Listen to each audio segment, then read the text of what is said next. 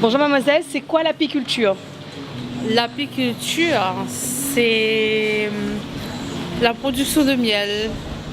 Alors là, ma copine pense qu'elle connaît, mais moi je ne connais pas du tout. Apiculture? Non, je sais pas. L'apiculture, c'est la création d'abeilles pour faire le miel. L'apiculture, c'est un métier ça, non? C'est un truc avec la culture, non? Des plantes? Non, des animaux? Mais il connaît pas. L'apiculture.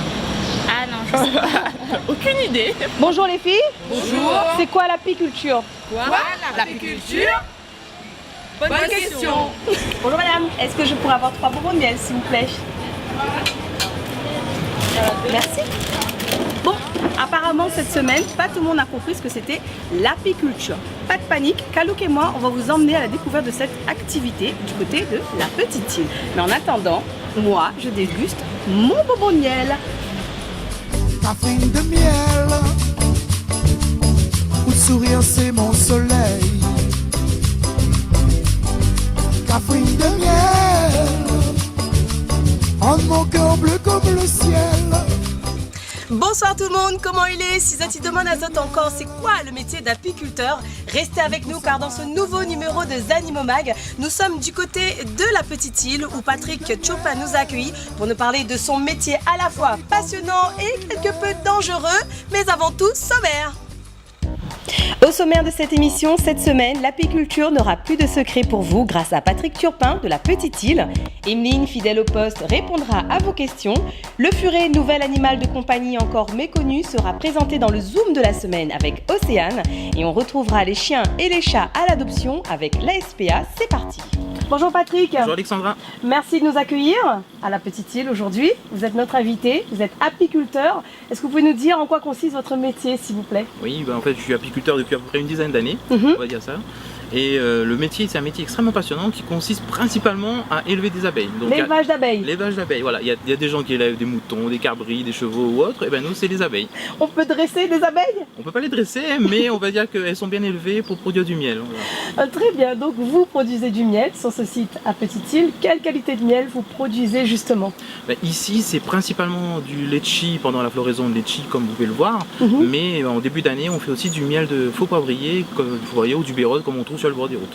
Très bien, donc c'est pas la saison litchi là? Là, c'est pas encore la saison de litchi, mais c'est la saison des fleurs de litchi pour les abeilles, pour le miel. Ah oui, la floraison. La floraison, tout à fait. Très bien. Alors, très passionnant. On va vous retrouver d'ici quelques minutes. Mais juste avant, on va retrouver la question d'internaute. Merci Patrick. Merci.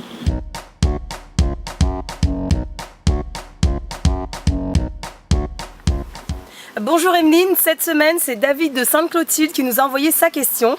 Il est étudiant et il aimerait savoir comment faire pour voyager avec son chat. Bonjour Alexandra, bonjour à tous. Donc on va répondre à cette question de cet internaute qui doit prendre l'avion avec son chat. Donc ce qui est très important, c'est que déjà la compagnie aérienne soit prévenue, comme ça il prévoit déjà une place pour le chat, soit en soute, soit en cabine.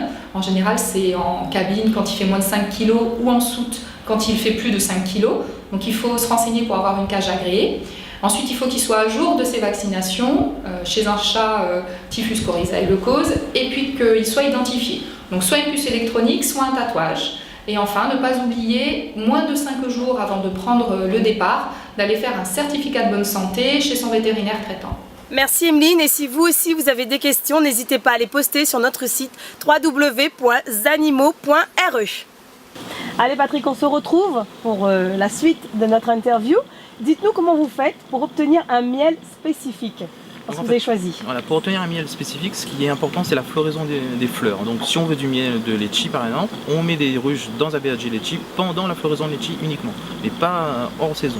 Mais si vous élevez des abeilles, d'accord, comment on fait pour des abeilles là, mais veut miel litchi? S'il y a des fleurs de litchi, les abeilles vont aller sur le litchi. Et s'il n'y a pas envie de faire le miel litchi? Non, ils vont aller au plus près. Donc s'il y a du litchi à proximité, elles vont venir sur le litchi. C'est aussi basique que ça. Là où on veut un miel, on pose sa ruche. Exactement. Il faut avoir la floraison en face et la ressource, mais c'est exactement ça. Ah, très bien, merci. Et puis, quels sont les différents produits que l'on peut obtenir à partir d'une ruche? Donc, autre que le miel peut-être. À partir d'une ruche, on peut obtenir beaucoup de produits, mais à La Réunion, on en utilise très peu. Donc principalement du miel, je dirais, et un peu de cire. Mais dans les autres pays, on a aussi de la propolis, on a du pollen, et différents miels, du miel de Miela et autres. C'est quoi le miel en gobe?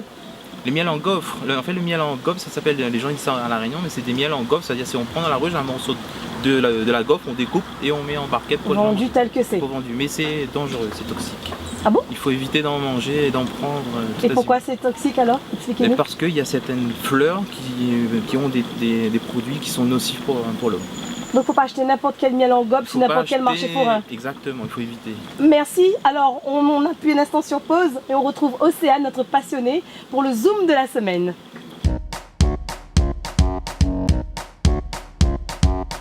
Bonjour Océane, alors aujourd'hui de quel animal vas-tu nous parler? Bonjour, alors aujourd'hui je vais vous parler du furet. Donc le furet c'est un animal qui a besoin donc d'une cage de 1 mètre de haut. C'est un animal qui aime sauter, grimper, donc il faut un minimum de place. C'est un animal qui est carnivore. Alors contrairement aux animaux sauvages, lui c'est un animal d'élevage donc il ne mange que des croquettes.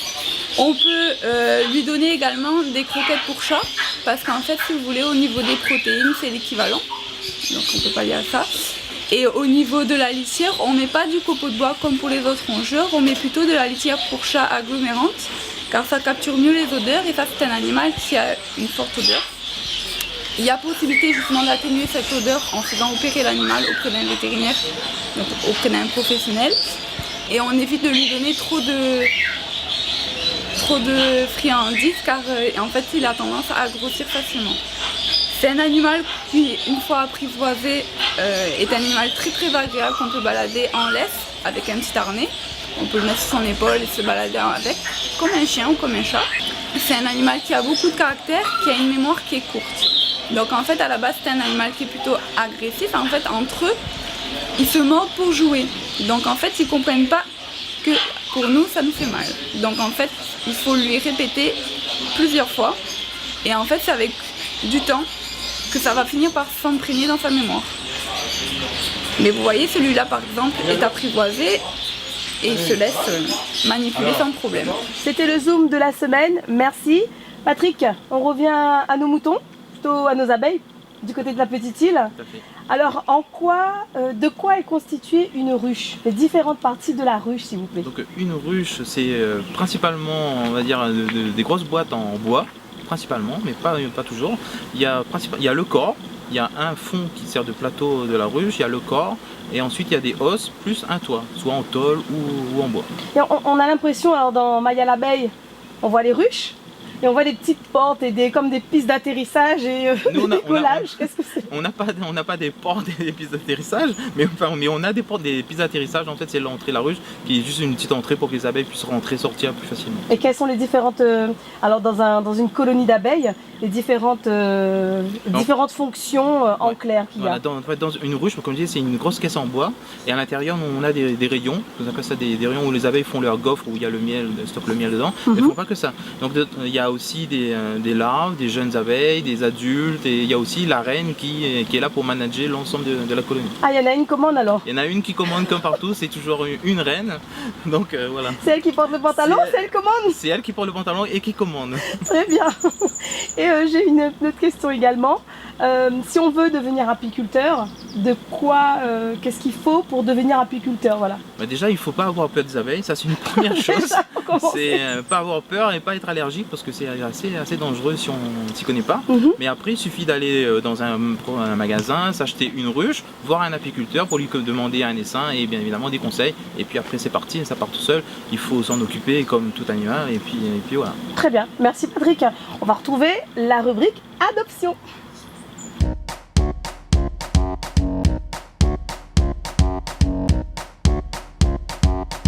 Cette semaine, vous allez craquer pour ce beau chien à sa maman, Colombo, mâle greffon beige et blanc d'1 an tatoué. Et pour Indy, cette magnifique femelle siamoise tabie d'1 an pucée, en manque de ronron auprès d'un maître ou d'une maîtresse aimant.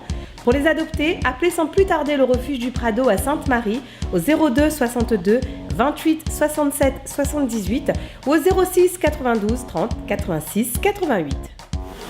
Pour terminer cette interview, Patrick, dites-nous ce que vous avez là avec vous. Donc en fait là on a un cadre de couvain C'est le cadre qui se trouve dans le corps de la ruche de manière générale, où se trouvent en fait toutes les jeunes abeilles. Il y a les ouvrières, mais avant d'arriver ouvrières, en fait, il y a des œufs. La reine pond des œufs dans chaque cellule, en moyenne entre 1500 et 2000 œufs par jour. Et chaque œuf en fait va donner une abeille comme ça. Mais avant d'arriver à là, en fait, elle va passer par plusieurs stades, donc d'œuf à larve, et ensuite ça va venir operculer comme ça, comme ceci, et les abeilles vont naître dedans au bout d'une vingtaine de jours. Au bout d'une vingtaine de jours, donc c'est elle-même qui casse Voilà. l'opercule? Comme les poules pour les œufs, c'est exactement ça en fait. Très bien. Et qu'est-ce que vous allez faire avec ça après? Ben moi justement avec ça, c'est la seconde partie de mon travail. En fait, j'ai un programme de sélection, et pour la sélection, en fait, c'est la sélection sur les caractères hygiéniques de la ruche. Donc pour faire ça, je vais vous montrer divers tests que j'ai mis au point, que j'ai trouvé un peu partout dans des publications, et ça permet de faire une sélection des abeilles qui sont plus ou moins hygiéniques, c'est-à-dire plus ou moins propres, donc qui permettrait de résister à certaines maladies. Donc pour faire tout ce qui est hygiénique, en fait, on a mis au point des tests. C'est des tests à l'azote liquide, où en fait on va tuer une partie du couvain des abeilles, et on va voir en fait comment les abeilles réagissent par rapport à l'azote liquide. Donc en fait, à mon avis, pas très bien. Hein? Non, en fait elles vont mourir, mais en fait ce qui se passe, c'est qu'en fait les abeilles, au bout d'un certain temps, elles vont venir nettoyer les abeilles qui sont mortes. Et nous on va regarder en fait est-ce qu'elles nettoient bien ou pas. Et si elles nettoient bien, ce sont ces abeilles là qu'on va sélectionner par la suite pour démultiplier dans le cheptel, et voir en fait pour pouvoir ensuite qu'elles résistent mieux aux maladies et tout ce qui arrive. Vous recréez une colonie d'abeilles résistantes en fait. Résistantes, tout à fait. C'est ça. C'est exactement ça. Aux maladies, est-ce qu'il y en a à La Réunion justement? Non, à La Réunion, on est pour le moment indemne de pas mal de maladies, contrairement à tout ce qui se fait dans le monde. C'est-à-dire qu'on n'a pas de varroa principalement, on n'a pas de coléoptère. Donc on est encore bien pour le moment. D'accord, c'est anticipé quoi en fait, c'est la recherche. Voilà, c'est anticipé sur la vie. Et en fait là, elles sont toutes mortes congelées. Demain matin, moi je vais revenir et vérifier en fait qu'est-ce qui s'est passé, est-ce qu'elles ont nettoyé ou pas. Et en fonction de ça, je vais sélectionner cette ruche comme ruche éleveuse ou pas par la suite. Très bien. Eh ben merci beaucoup, c'était très passionnant, très instructif, un petit peu dangereux. Je ne dirai pas pourquoi. Non, c'est pas vrai, ça s'est très bien passé. Merci beaucoup Patrick Turpin. Et merci de nous avoir accueillis ici sur votre rucher à la Petite Île. Merci d'avoir été présent pour ce nouveau numéro de Zanimo Mag. Nous donnons notre rendez-vous la semaine prochaine, même heure, même chaîne, surtout Zappa. Alex, je suis ton père. Qui ça voulait? Je déconne, c'est moi, c'est Canouk. Papa? Non, c'est Canouk. Papa Canouk? Oh c'est bon, laisse tomber, tu comprends, j'en ai rien. Papa? Non, laisse-moi. Papa?